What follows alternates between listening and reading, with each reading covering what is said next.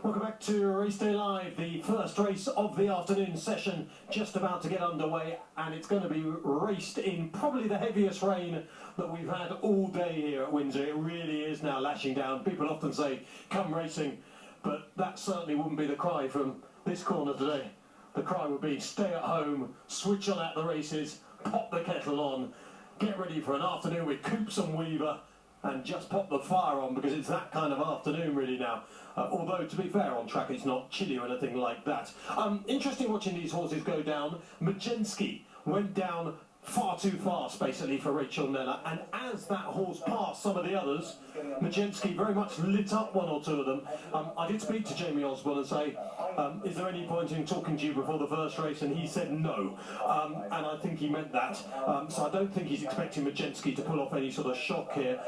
It's worth pointing out that the two big fancied runners here are drawn a long way apart, and when you consider we expect the horses to go over to the far side, that may prove of some significance, it may not.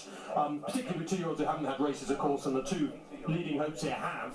The draw sometimes doesn't play such a big part, but as you can see, Richard Hughes, the champion on Divine Law, just went in on the far side, and you would think they'll be turning left out the stalls, whereas the favourite is drawn in stall 1, which will be great on fast ground, but possibly won't be quite as good considering the surface. That's your market leader going forward in a moment, Bazana, at 4 to 5. I'm hoping Bazana wins just because it'd be great for Martin Mead to have a 2-year-old winner, and of course is a warm favourite. The Hannon horse is very, very easy to back. Little nibbles for Bucklebury, and often Johnny Portman horses like a bit of juice in the ground. He would say that's because most of them are slow, but of course that's not really true, although quite a few of them are.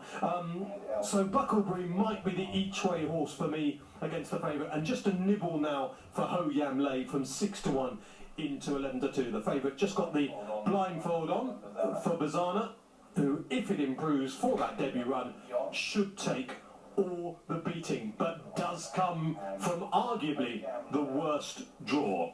Ho Yam Lay will be one of the last. Richard Hoyles is our expert commentator here this afternoon. Good afternoon to you, Richard. It's going to be wet, but it's going to be fun. Certainly going to be wet, Matt, I'll tell you that. Yeah, I'm interested to see where they do come for the first. If they're going to stay together on the stand side, it'll be for the 2-year-old races, because they do like to have a rail to race against. It's not so far over to the far side as it has been at some meetings here as well, with the rail out on the inner. So let's see where they go.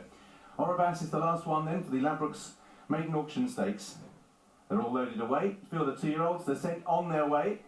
Get away to a reasonably good line, and they're all heading up the centre of the racecourse, with Majensky, who was keen to post, showing bright speed and leading Ho Yam Lay. Bazana is settled in 3rd place early on, with in 4th place the pale blue of Divine Law. Bucklebury's white face in mid-division with Overston Lass as they continue their progress through the first couple of furlongs. So at the moment they're racing up the centre, and it's Majensky towing along Ho Yam Lay in the white jacket and the grey colours of Bazana.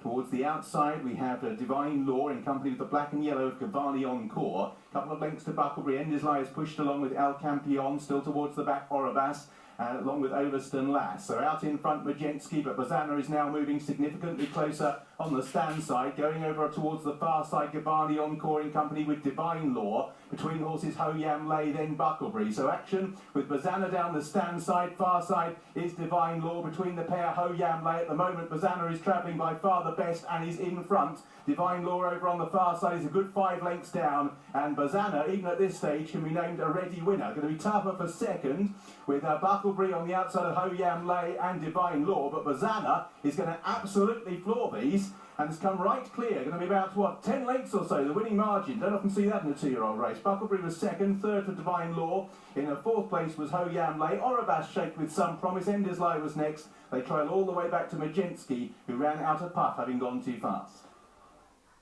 10, Bazana. Boom!